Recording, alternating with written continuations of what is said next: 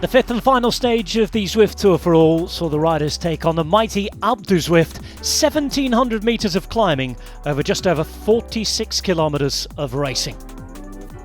The same route for the men and the women, and everything's still to play for. The women set off from the desert, heading straight into Titans Grove, and there was action at the first Queen of the Mountain point with Ella Harris picking up the points. Canyon Tram taking a 1-2 with Nivea Doma over the top, ASHLEIGH Moolman PASIO having won 2 stages in third. Next man in to be taken on was a finish just a couple of days previous, Roy Ackers taking the Queen of the Mountains points at the epic KOM.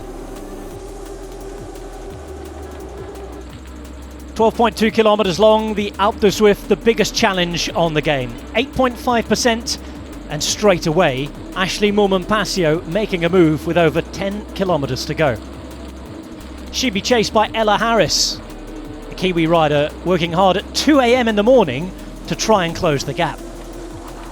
Over in the northeast of Spain, the South African national champion ASHLEIGH Moolman PASIO would ride away, stay away, and it would be a third individual victory of the week for ASHLEIGH Moolman PASIO. Those 35 points for the win, however, despite the 48-second victory over Harris, not enough to give CCC Liv the overall win this week. That honour went to Team Tibco's Silicon Valley Bank, absolutely putting away the opposition, with Canyon Tram in second and CCC Liv with 4 individual stages, third overall.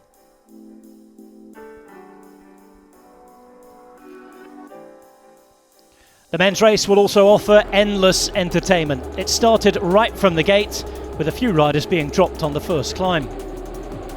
Groupama FDJ enjoying their visits to Titan Grove this week, and they again would pick up the King of the Mountains points there. NTT picking up 22 points from the first couple of KOMs though. MEINTJES involved early on, and that would be a sign of things to come. Once on Alp du Zwift, it would be Jan Tratnik the first to attack right from the very bottom.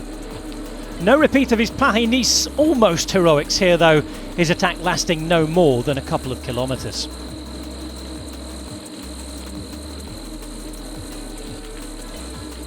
As the gradient ramped up, Tratnik would be reached. Vervaeke and Ovet with him. Louis MEINTJES and co also setting off behind. There'll be a decent chase group at around 15 to 20 seconds for a while, including Colombia's Rigoberto Urán. Inside the final 3 kilometres, a huge attack from James Piccoli, the winner of the only mountaintop finish so far at this point, before Lucas Hamilton powered up and powered ahead. Louis MEINTJES seeing that as a danger and setting off in pursuit inside the final 2 kilometres. He himself would hit the front with 1.5 kilometres to go. MEINTJES' own power up with 1 kilometre to go gave him a little bit of a gap. Hamilton, the only man able to react, up to the final 300 metres, looking like he might be able to win the stage. But it would be a man who hadn't won on the road in 5 years, picking up a huge e-race win. Louis MEINTJES for NTT, and NTT very much the dominant team of the week. So it's another South African victory. MEINTJES this time in the men. Hamilton for Australia in second place, and Mitchelton Scott also having a good week, and Stefan de Bod putting in a good performance to finish third. And once all those points were added up, NTT Pro Cycling were resounding winners. Over 150 points their margin of victory, with Mitchelton Scott second, and a good performance by Alpecin Fenix seeing them finish third after the 5 stages.